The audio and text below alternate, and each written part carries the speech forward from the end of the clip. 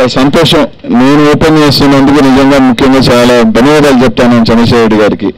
ఎందుకంటే వాస్తవానికి నా మీద ప్రతి ఆడపోయినా నాకు ఇది ఒకటి చెప్తారు, అనిల్కి రెడ్డి వ్యతిరేకం, అనిల్కి వాళ్ళు ఇది అని.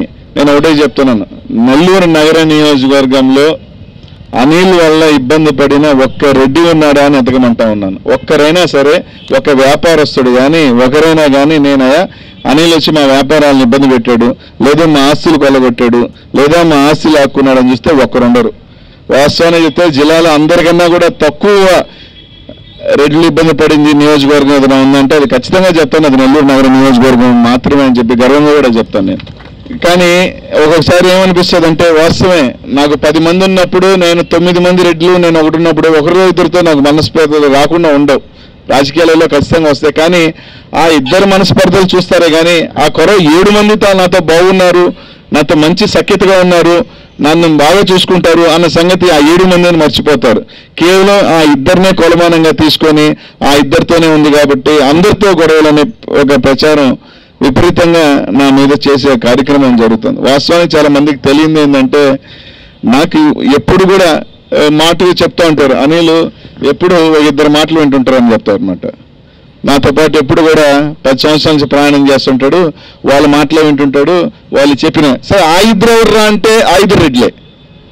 నేను రెడ్ల వ్యతిరేకం అని చెప్పే వాళ్ళు, నేను పొద్దున్న లేచి అనిల్ రెడ్ల వ్యతిరేకం అని చెప్తున్న వాళ్ళు, నేను రెడ్లను ఇబ్బంది పెడతానని చెప్పే వాళ్ళు, అదే వ్యక్తులు మళ్ళీ ఏం మాట్లాడతారు, అనిల్ వాళ్ళు చెప్తారు, వాళ్ళు చెప్పి వాళ్ళు ఎవరైతే మాట్లాంటాడో వాళ్ళు మాటలని ఇది చేస్తాడు, మా మీద పడతాడు వాళ్ళ మీద. సరే వాళ్ళిద్దరు ఎవర్రా అంటే వాళ్ళిద్దరూ రెడ్లే. మళ్ళీ సరే అది పక్కన పెడతాను. నేను మంత్రిగా చేసిన తర్వాత నాకు ప్రధానంగా ఉన్న ఓఎస్డీ ఎవరు, ఆయన రెడ్డి. ఇక్కడున్న ఓఎస్డీ ఎవరు, అతను రెడ్డి. నాతో బాగా ఇప్పుడు కార్పొరేషన్ చూస్తున్న పిల్లాడు ఎవరు, ఆ పిల్లాడు రెడ్డి. ఇవన్నీ పక్కన పెడితే ఈ రోజుకి కూడా చాలా మందికి తెలియదు, నేను ఒక 10 మంది ఉంటాం మేము స్నేహితులం, ఎక్కడ బయటకు వెళ్ళినా యూఎస్లో కానీ మొత్తం దాంట్లో 10 మంది నాకు బాగా క్లోజ్ స్నేహితులు తీసుకుంటే చాలామంది ఆశ్చర్యపోతారు. 7 మంది రెడ్లు, 3 కమ్మోళ్ళు. కాబట్టి ఊరికేనే ఒక బురద వేస్తే ఇవన్నీ పక్కన పెడితే నేనే నాయకుడి కింద పనిచేస్తున్నాను సంగతి మర్చిపోతారు కొంతమంది.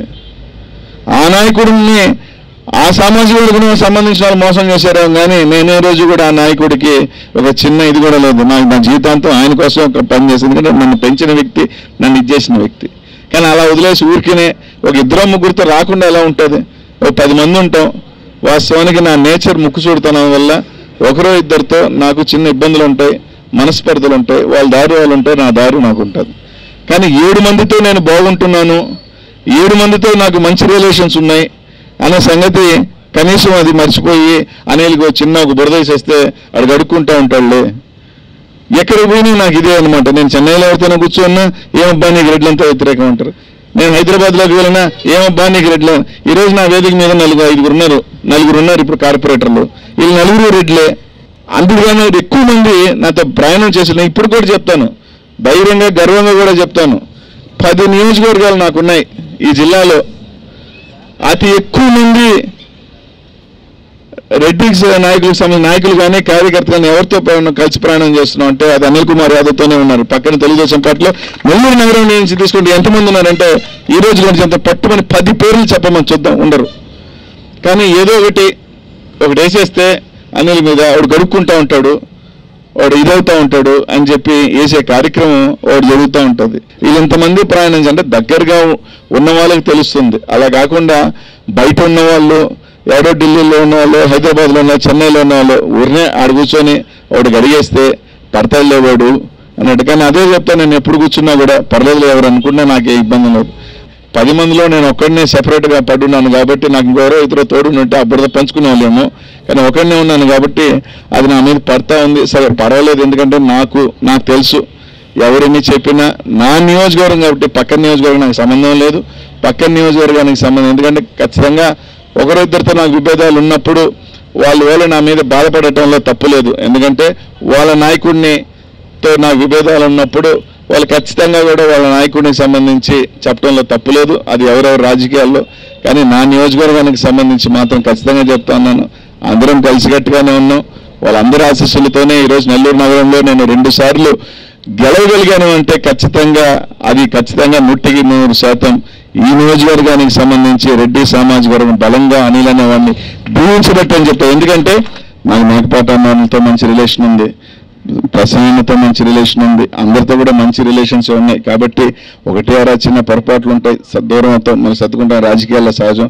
ఎందుకంటే ఎవరి పని వాళ్ళది, నా పని నాది అని మాత్రమే తెలియజేసుకుంటూ అనుకున్న నాకు అభ్యంతరాలు లేవు. ఎందుకంటే నాకు తెలుసు నా నియోజకవర్గంలో రెడ్డి సామాజిక వర్గం తప్పకుండా నన్ను ఎప్పుడూ ఆశీర్వదిస్తుంది.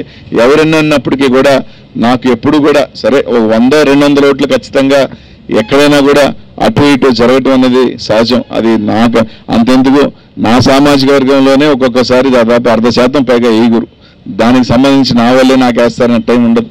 కాబట్టి 10 ఏళ్ళు కానీ సింహభాగం ఏ విధంగా ఖచ్చితంగా నేను ఒకటే చెప్తాను, ఈ 10 నియోజకవర్గాలలో నేను చాలాసార్లు కూడా చెప్పాను, ఇది సీఎం హౌస్లో కూడా చెప్పాను, అన్న నేను ఛాలెంజ్ కూడా పెడతాను. 10 నియోజకవర్గాలలో ఖచ్చితంగా అన్ని నియోజకవర్గాల కన్నా ఒక రెడ్డి సామాజిక వర్గానికి సంబంధించిన ఓటు అనిల్ని ఎక్కువ ఆశీర్వదిస్తారు. నేను కావాలంటే నేను రాసిస్తాను, బయట ఎవరన్నా అనుకోని నేను ఎవరిని ఇబ్బంది పెట్టింది లేదు. ఖచ్చితంగా నాకు ఒక ఓటు ఎక్కువే వస్తుంది అన్ని నియోజకవర్గాలతో పోల్చినా కూడా. ఎందుకంటే నాకు ఎక్కడ ఏం ఇబ్బందులు లేవన్నా, ఎక్కడెక్కడో కొంతమంది అనుకున్నంత మాత్రం నాకు సంబంధాలు లేవనే చెప్పాను.